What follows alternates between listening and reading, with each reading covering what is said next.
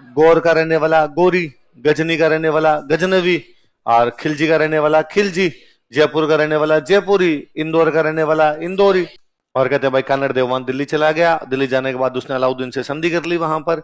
लेकिन एक दिन जब अलाउद्दीन के दरबार में सब लोग बैठे थे और अलाउद्दीन ने कहा कि हिंदुस्तान में ऐसा कोई हिंदू राजा नहीं जो मेरे से लड़ सके, और कन्नड़ देव को यह बर्दाश्त नहीं हुआ। उसने कहा मैं जालोर जा रहा हूं, आ जाना, मैं लड़ लूंगा। तो कि दिल्ली में अलाउद्दीन की युद्ध की चुनौती को कोई स्वीकार करता था, वो कौन था?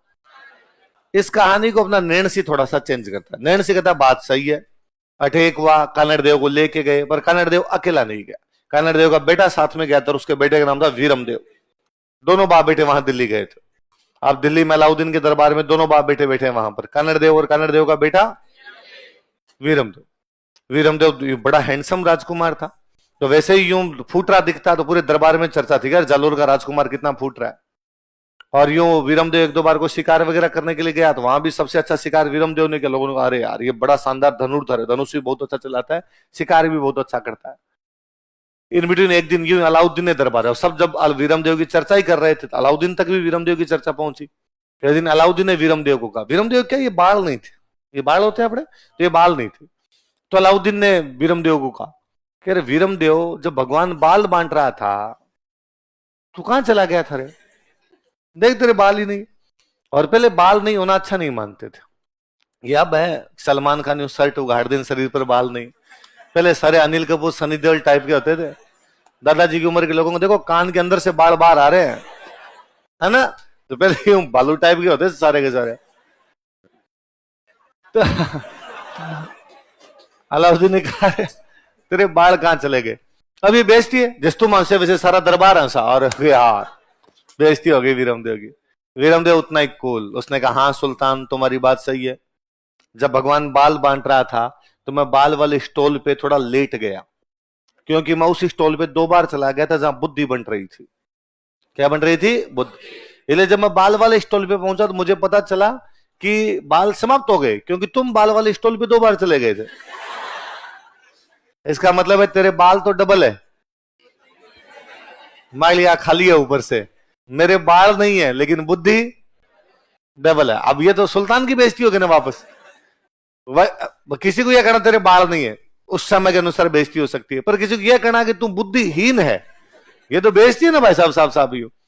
और सबको लगा अरे यार, और सुल्तान ने चुपचाप, सुल्तान सुन गया और क्या करता अब इस पे। सुल्तान ने कहा पंगा अपन नहीं लिया था, अपने बोले थे पहले। और पूरे दरबार लगा यार क्या लड़का यार, सुल्तान को जवाब दिया, सुल्तान वापस कुछ बोल भी नहीं पाया। अब पूरी दिल्ली में चर्चा कि जालोर का राजकुमार आया हुआ है, बेहद सुंदर है, बहुत अच्छा शिकारी है, इतना अच्छा बोलता है। सुल्तान को जवाब दिया, सुल्तान वापस को रिप्लाई भी। ये बातें अलाउद्दीन की बेटी तक पहुंची। अलाउद्दीन की बेटी का नाम था फिरोजा। फिरोजा की सहेलिया ने फिरोजा कहा कि और तूने वीरमदेव के बारे में सुना कि नहीं सुना? उसने कौन वीरमदेव? क्या बात करती, इंस्टा फॉलो नहीं करती उसको? हाथों हाथ फिरोजा ने वीरमदेव को इंस्टा पे फॉलो किया।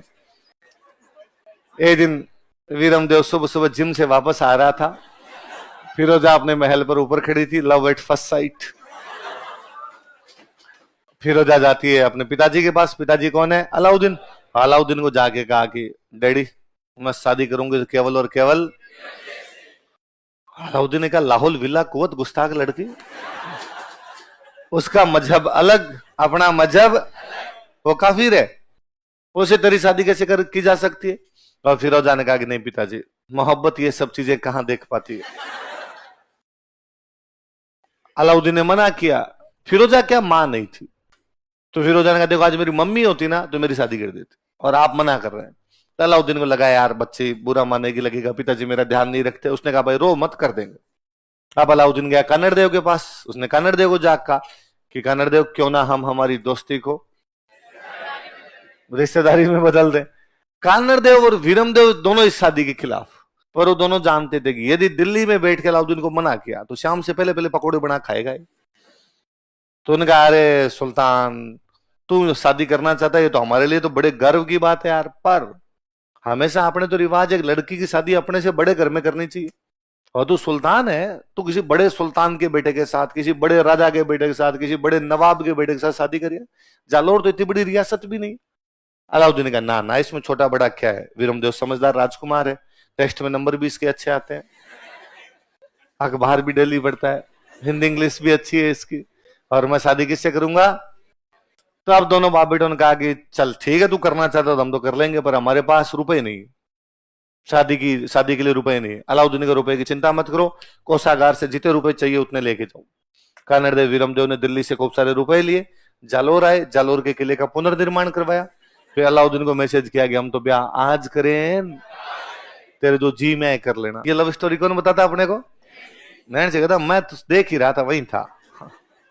अलाउद्दीन ये जानता है कि जालोर जीतना पड़ेगा तो पहले क्या जीतना पड़ेगा? सिवाना। तो कानड़देव भी जानता है ना कि जालोर बचाना तो पहले क्या बचाना पड़ेगा। तो उसने सिवाना में अपने दो भतीजों को भेजा कि जाओ और जाके तुम संभालो इस किले को। एक का नाम था सातल देव और एक का नाम था सोमदेव। अब सातल सोम किले के अंदर बैठे, अलाउद्दीन की सेना किले के नीचे है। किले के अंदर जाने का कोई भी रास्ता, अलाउद्दीन घाघ आदमी था जी, उसमें कमीनापन जगीरा की तरह कूट कूट के भरा हुआ था। और उसने एक बंदे को पटाया, जैसे उसने रणथंबोर में रतिपाल और रणमल को पटा लिया था। यहाँ पर एक बहेल जाति का सैनिक है। कौन सा सैनिक है?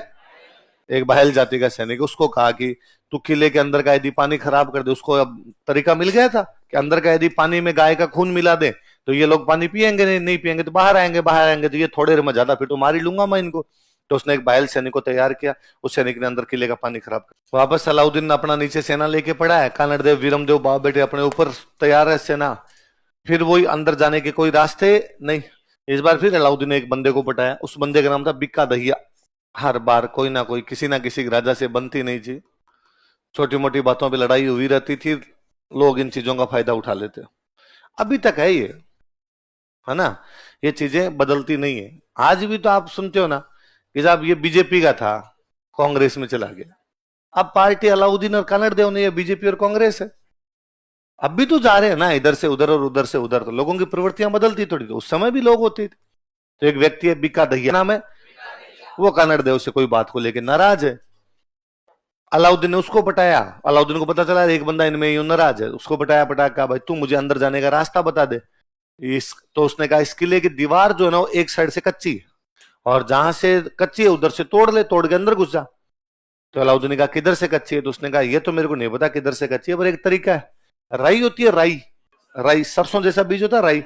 तो राई के बीज के लिए कहते हैं कि राई का बीज यदि धरती में डाल दिया जाए तो 2 दिन में फूटने लग जाता, मतलब धरती थोड़ा खोद के अंदर डाल दो तो वो जमीन फूटने लग जाएगी, राई का बीज बाहर आएगा। तो उसने कहा चारों तरफ तू राई डलवा दे, जहां से फूटेगा इसका मतलब वहां से जमीन क्या है? कच्ची। उसने कहा ठीक है। तो कहते हैं अलाउद्दीन ने घोषणा करवाई कि भाई जिसके पास जितनी राई है लेके आओ। और लोग खूब सारे यूं आपके जैसे लोग थे, बोरियां भर भर के राई लेके गए। अलाउद्दीन ने मुंह मांगे दामों में खरीदी। हाँ बताओ 100 रुपए किलो, दो भाई 100 रुपए। बताओ कि 200 रुपए किलो। चारों तरफ राई डलवाई, जहां से राई फूटी इसका मतलब वहां से जमीन क्या है? कच्ची। एक मेरे जैसे कोई मार साहब थे, दूसरे दिन लेके गए बोरी भर के। अलाउद्दीन कहा हाँ भाई राई लाए। अलाउद्दीन कहा तोलो भाई, मार साहब राई लेके 2 रुपए किलो में तोलो। उसने कहा रात तो सो, और अब? अलाउद्दीन ने कहा राई रा भाव रात ही गया। क्या कहा? राई रा भाव, कि राई के भाव तो रात को चले गए। हिंदी की एक कहावत है आपके, अब पछताए होत जब चिड़िया चुग गई, उसका राजस्थानी वर्जन है राई रा भाव। तो इंटरव्यू में आपसे पूछ ले कि राई रा भाव राते गए, इसका मतलब क्या? कि काम समाप्त हो चुका है ना। कोई काम समाप्त हो जाए उसके बाद कोई पहुंचे तब उसके लिए क्या वर्ड यूज में लिया जाता है? राई रा भाव। या कोई पूछे कि जालोर का किला किसके भाव बिक गया था, तो वो कौन बेच गया था? कौन बेच गया? यही तो सौदा कर गया था इस बात। अलाउद्दीन ने बिक्का दहिया खूब सारे रुपए दिए, और रुपए दे के कहा कि बैस मैं किले पे कब्जा कर लूं फिर तेरे को बनाऊंगा राजा। बिक्का दहिया अपने घर पे गया, अपनी पत्नी को ले जाकर रुपए दिए। पत्नी का नाम था हीरा दे। क्या नाम था? और उसने बिक्का दहिया ने हीरा दे को जाकर कहा क्या पैसे पैसे करती है, और अब तो अलाउद्दीन करेगा किले पे कब्जा, किले पे कब्जा करके मुझे बनाएगा राजा, और मैं खुद न लिखना चाहूं राजा तन मेरी। पर हीरा दे ने कहा तुझे क्यों बनाएगा राजा, तेरे को रुपए किस बात के दिए? उसने किसी को बताना मत तू, मैंने अलाउद्दीन को किले के अंदर आने का रास्ता बता दिया, इसलिए अलाउद्दीन ने मेरे को रुपए दिए, अब वो इसको मार के मेरे को क्या बना देगा? राजा। और उस महिला को लगा कि ये मेरा पति है, ये विश्वासघाती, देशद्रोही, कुल कलंकी, दुश्मन से मिलने वाला व्यक्ति, ये मेरा पति, इससे अच्छा अच्छी हो ही ना, उसने मार दिया। कोई भी समाज है ना कैसा होगा, कोई भी सोसाइटी कैसे होगी, ये इस बात पर बहुत हद तक डिपेंड करता है कि वहां की महिलाएं कैसी होगी, है ना। समाज का चरित्र गढ़ती है तो कौन गढ़ती है? जो समाज में महिलाएं महान होगी वो समाज ही अपने आप क्या हो जाएगा? महान हो जाएगा। तो आप देखो, हमने इतनी हिस्ट्री पढ़ ली, आप हमारे महिलाओं का चरित्र देखोगे तो आपको लगेगा नहीं यार, अलग ही प्रकार की है। आप भारत में और कहीं नहीं पढ़ोगे कि किसी महिला ने खुद के इसलिए आग लगा ली कि कोई दूसरा टच भी ना कर दे। तो फिर यहां पर इस प्रकार की बात भी थी। कोई महिला जब इतना सब कुछ अपना आन बान शान की रक्षा के लिए अपना सर्वस्व न्यौछावर करने के लिए तैयार हो जाए, फिर उसकी औलाद भी वैसे ही करे। तो फिर अपने यहाँ पर इस प्रकार के लोग भी देखे गए कि साहब सामने सेना बड़ी है फिर भी वो लड़ने के लिए चले गए। इसलिए आज भी भारत में वीरता की जब भी बात की जाए सबसे पहले नाम राजस्थान है। बाकी लोग भी लड़े होंगे पर हम उस मामले में सबसे ऊपर आते हैं, कारण कि भाई महिलाएं उस प्रकार की थी। मैं कई बार और सोचता हूँ कि देखो आप, कब हमले होने शुरू हुए? हम पढ़ते हैं कि 734 के अंदर जो है बापा रावल मानमोरी को हटा के चित्तौड़ पे कब्जा करता है, क्योंकि उधर से हमले हो रहे थे और उनसे बचाना जरूरी था। तो 700 से तो पड़ ही रहे। ये देखो हमने कितने हमले पढ़े कि कोई आपका बगुली शाह है, कोई सहाबुद्दीन है, कोई इब्राहिम है, कोई गर्जन मतंग है, कोई खुसरो शाह है, कोई गजनवी। लगातार लड़ाइयां लड़ाइयां लड़ाइयां, 500 साल लगातार लड़ाइयां। 700 से 1200, 700 से 1192 में त्राइन पे जीतने के बाद उनका दिल्ली पर कब्जा हुआ है। तब तक तो लगातार हार ही रहे हैं वो सामने वाली पार्टी। सामने वाली हार रही तो हरा कौन रहे हैं? राजस्थान वाले हरा रहे हैं, अपने इस बाउंड्री पर बैठे तो अपने ही हरा रहे हैं उनको। मैं कई बार सोचता हूं इन 500 साल का हमारे पास हिसाब यह है कि हमारा दुर्लभ राज लड़ा, विग्रराज लड़ा, हमारा पृथ्वीराज लड़ा, हमारा बापा रावल लड़ा, हमारा खुमान लड़ा, हमारा गोविंद लड़ा, ये हमारे पास हिसाब है उनका। पर हालात ये थे इन 500 सालों के अपने राजस्थान के कि गांव के अंदर 16 साल से ऊपर के लोग नहीं थे, सारे मर गए लड़ाइयों में। इतनी लड़ाइयां हैं, जब दिल्ली आप लड़ाई के अंदर ही जी रहे हो तो जवान जवान तो सारे लड़ाइयों में गए। या तो गांव में एकदम बूढ़े ठाडे बैठे हैं या ताबरी बैठे हैं। उन दिनों उन गांव को, उन खेतों को, उन घरों को संभालने वाली कौन रही होगी? इतिहास उसका कोई वर्णन नहीं कर पाता। और अनगिनत पता नहीं कितनी माताएं बहनें रही होगी जिन्होंने 500 वर्षों तक घरों की, खेतों की, गांवों की रक्षा की होगी और पुरुष को यह भरोसा दिया होगा कि तू लड़, तू घर की चिंता मत करना। यदि उन दिनों वो महिलाएं कह देती कि ना मुझे डर लगता है ना, तुम घर पे रहो, तुम ये खेत में काम कौन करेगा, आटा पिसवा के कौन लाएगा, सब्जी कौन ला के देगा, तुम्हें घर पे रहना है तो पुरुष भी बाहर जा। पर उन्होंने पुरुष को कहा कि ना, इलाहनत देनी आपनी, धरती नहीं देनी है ना, और कुछ भी हो जाए बाकी सब सहन करेंगे, धरती नहीं जानी चाहिए। उससे बड़ी बात कि एक महिला ने अपने पति को, अपने भाई को, अपने पिता को, सबको कहा होगा भाई तुम लड़ने के लिए जाओ, बोले घर हम संभाल लेंगी। केवल इतना ही नहीं किया, उन्होंने वापस अगली पीढ़ी को तैयार किया है कि तुम वापस जल्दी तैयार हो, लड़ना है।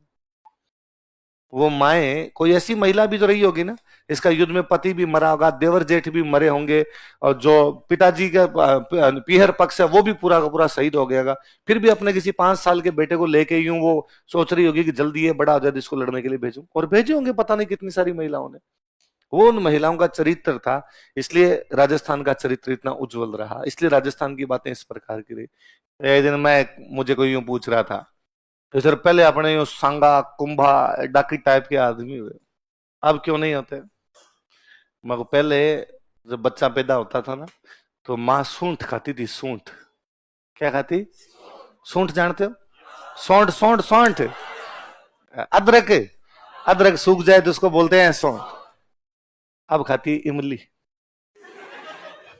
है ना। तो टाबर भी कैसे हो रहे हैं? इमली जैसे हो रहे हैं। कहते हैं कि जब ये क्लियर हो गया था ना कि भाई अलाउद्दीन जालोर पर अटैक करेगा, तो फिरोजा मना करती है, और फिरोजा कहती है कि भाई आप मत करो अटैक। तो अलाउद्दीन ने कहा भाई वो मान ही नहीं रहे, शादी के लिए मना कर रहे हैं, लड़ाइयां कर रहे हैं, तो अब हमें अटैक ही करना पड़ेगा, क्या इलाज है? फिरोजा कहती है भाई मैं एक बार बातचीत करके देखती हूँ वीरमदेव से। तो अलाउद्दीन कहता भाई ठीक है कर ले। तो उसने कहा मुझे जालोर जाना पड़ेगा क्योंकि उसने फोन नंबर पे तो ब्लॉक कर रखा है मेरे को। तो फिर वो अपने यहाँ जालोर आई थी वीरमदेव से मिलने के लिए, लेकिन वीरमदेव उससे मुलाकात भी करता। तो अभी भी जालोर के किले के नीचे एक जगह है जिसके लिए कहा जाता है कि वहां पे फिरोजा आके गई थी, इसलिए कई बार तो लोग कहते हैं यहाँ पे शहजादी आई थी। कौन आई थी? प्रिंसेस थी वो, तो शहजादी आई थी। फिर लोकल लोगों ने फिरोजा का नाम फिरोजा याद नहीं रहा तो अपने वालों ने बना दिया फोफड़ी। तो कहते हैं हाँ फोफड़ी आई थी, फोफड़ी। कौन आ गई थी? फोफड़ी आ गई। कितना भला नाम है फिरोजा, कितना प्यारा नाम है। अपने वालों ने क्या बनाया? फोफड़ी बना दिया। फिर फिरोजा वापस चली गई यहाँ से। तो फिरोजा फिरोजा की माँ नहीं थी, मैंने बताया था आपको। तो उसकी जो दाई माँ है वो कौन थी?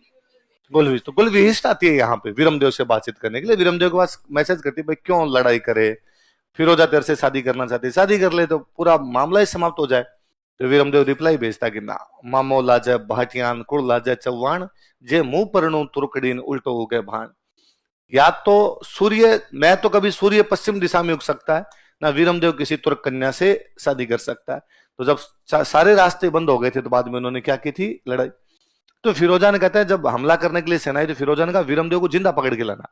तो वीरमदेव जिंदा मिला ही नहीं, इवन उसकी डेड बॉडी नहीं मिली। उसने कहा भाई जिंदा नहीं मिले तो मुर्दा लाना, फिर डेड बॉडी लेके आना। तो उसकी डेड बॉडी मिली नहीं, कारण कि वो युद्ध में उसकी हाथ कट के कहीं गिर गया, गर्दन कट के कहीं गिर गई, टांगे कट के कहीं गिर गई। फाइनली सैनिक जब ढूंढ रहे थे तो उसकी गर्दन गर्दन मिल गई। तो गर्दन से पता चल गया भाई वीरमदेव डेड, बाकी बॉडी मिली नहीं उसकी। तो वहां दिल्ली लेके गए, उसकी गर्दन गर्दन लेके गए और फिरोजा को ले जाकर कहा भाई ये मिली, हमें तो गर्दन मिली और तो मिला नहीं। फिरोजा ने कहा कोई बात नहीं, मैं इससे प्यार करती थी, शादी करना चाहती थी, ये नहीं माना तो मैं कम से कम देखूं श्रीमत, कभी मिली नहीं, इससे भरपलक निहारूं तो सही। तो अपने यूं कवियों की कल्पनाएं हैं कि थाली के अंदर उसकी गर्दन पड़ी थी, फिरोजा उसके चेहरे को देखने के लिए सामने आई तो गर्दन घूम गई, मुंडी मुंडी थी वो थाली के अंदर ही घूम गई। वीरमदेव ने कहा मरने के बाद भी फिरोजा का दर्शन। फिरोजा कहती है कि तज तुर्कानी चाल हिंदवाणी हुई हमें, तज तुर्कानी चाल, तुर्कों की चाल छोड़ के हिंदवाणी हुई हमें, मैं हिंदू बनने के लिए तैयार हूं। मारा बोबोरा भरतार शीश ने ढूंढ सोनीग्रा, हे मेरे सोनग्रा, मेरे 7 जन्मों के पति, मेरे से सिर मत घुमा, मैं तेरे लिए सब कुछ त्याग करने के लिए तैयार हूं। तो वीरमदेव मान थोड़ी गया, चक्री हो गया थाली। फिर फिरोजा वीरमदेव की गर्दन लेके यमुना में कूद जाती, सुसाइड कर लेती फिरोजा। तो अपने आज भी अब तो रिवाज कम हो गए, पहले अपने अफीम का रिवाज खूब था, पश्चिमी राजस्थान में अभी मिल जाता। तो अफीम जब देते ना, एक दूसरे को अफीम देते, मनोहारे क्या करते ना, तब उसमें ना खूब सारे दोहे बोलते थे पहले, अब तो लोग भूल भी गए। और उन दोहों में वैसे होते थे दोहे कि भाई यदि कोई दान दे तो वैसा दे जैसा भोज ने दिया था, कोई अपने पति से नाराज हो जाए तो वैसी हो जैसी उमा दे हो गई थी, है ना। तो उसके अंदर है, यदि कोई प्यार करे तो वैसा करे जैसे शहजादी ने किया था, प्यार करे तो वैसा करे जैसा। तो शहजादी बाद में कूद ही गई थी, यमुना के अंदर ही कूद जाती है। तो सच्ची मोहब्बत है। तो मेरे पास यूं खूब सारे रुपए आएंगे तो मैं मूवी बनाऊंगा जालोर। कौन सी मूवी? तुम्हें यदि उसमें रोल करना हो, है ना, किसी को बिका दैया बनना हो तुम में से, तो नाम लिखवा देना भाई। इस मूवी में सब है ना, एक्शन, रोमांस, कॉमेडी, ट्रेजेडी, जितनी चीजें हो सकती है सारी की सारी। ये क्या बनना चाहता है? फिरोजा।